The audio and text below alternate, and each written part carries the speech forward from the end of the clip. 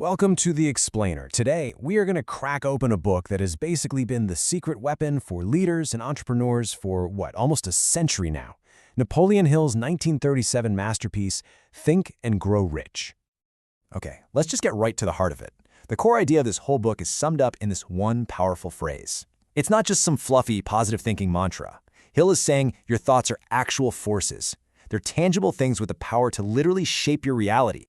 And look, this isn't just some guy's opinion. This is the real deal. Hill spent more than 20 years basically shadowing the most successful people of his day. We're talking titans like Andrew Carnegie, geniuses like Thomas Edison and Henry Ford.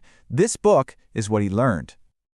All right, so to make this super clear, we've broken down all this timeless wisdom into a simple, three-step engine for success. First, we'll hit the main premise. Then, we'll jump into the 3 steps, the inner game, the blueprint, and the execution. And we'll wrap it all up with the ultimate takeaway. So the whole premise, the foundation for everything else, is this. Success isn't about luck. It's not about where you came from. It's a process, a system. And that whole system starts and ends in one place, right between your ears. Okay, let's get into it. Step 1, the inner game. This is all about getting your mind right before you do anything else. You got to master your inner world first if you want to have any chance of conquering the outer one. Think about it. Before you can do anything in the real world, start a company, close a deal, whatever, you have to win the war inside your own head first. You have to genuinely, deeply believe that what you want is actually possible. So how do you actually build that inner foundation? Well, Hill lays out 4 key principles. It all kicks off with desire. And he doesn't mean just kind of wanting something. He means a white-hot, burning obsession. Then you fuel that desire with faith, an absolute rock-solid belief you can pull it off. And you build that faith through what he calls auto-suggestion. You're basically programming your own mind, feeding it your goals over and over until your subconscious mind, the real engine here, accepts it as a fact. All right, so once you've got that mental machinery humming, it's time for step 2. This is where we bridge the gap between that powerful inner belief and a real-world plan. It's blueprint time. Now, Hill makes a really important point here that a lot of people miss. He says just knowing a bunch of random stuff, general knowledge, is pretty much useless when it comes to building wealth. What you need is specialized knowledge and the know-how to apply it with laser focus toward that one big goal. So, how do you put that specialized knowledge to work? Well, it starts with imagination. Hill calls this the workshop of the mind. It's where all the magic happens. From there, you move to organized planning, where you hammer those brilliant ideas into a solid step-by-step strategy. But here's the key. You have to be ready to tweak it, to reevaluate it, to tear it up and start over until you find what works. Okay, this is it. The rubber meets the road moment. Step 3, execution. This is where you take that carefully crafted blueprint and actually make it happen in the real world. This is where ideas become reality. And on this, Hill could not have been more clear. He noticed a pattern in every single successful person he met. They made decisions quickly and they stuck to them.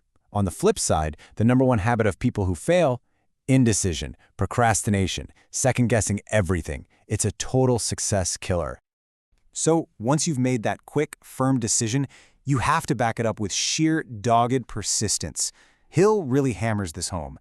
Getting knocked down, facing what he calls temporary defeat, is not the same as failing.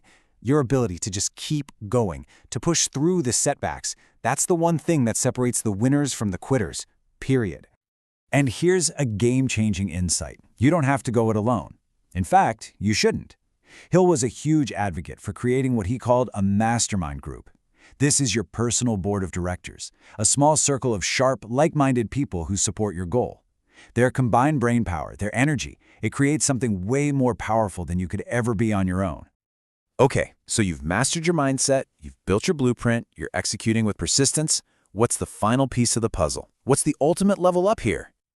Hill calls it the 6th sense, and before you think this is getting all mystical, it's not. It's a state of super sharp intuition that you earn by mastering everything else we've talked about. It's like your brain develops this incredible creative instinct where brilliant ideas and perfect gut feelings just show up, guiding you beyond what simple logic can see. But to get to that level, you first have to defeat the 3 big enemies that live inside all of us: fear, doubt, and negative thinking. Seriously, these 3 things sabotage more dreams and kill more great ideas than any external obstacle ever could. And that brings us right back to the core message. The entire philosophy of this book boiled down into one perfect sentence. This is the formula, right here.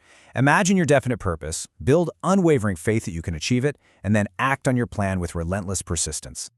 So in the end, this book doesn't just give you a bunch of information, it throws down a challenge. It leaves you with a really powerful question. It's not about what you can do, it's about what you will choose to do. So what's it going to be? What's the one thought, the one big burning desire that you're going to make real?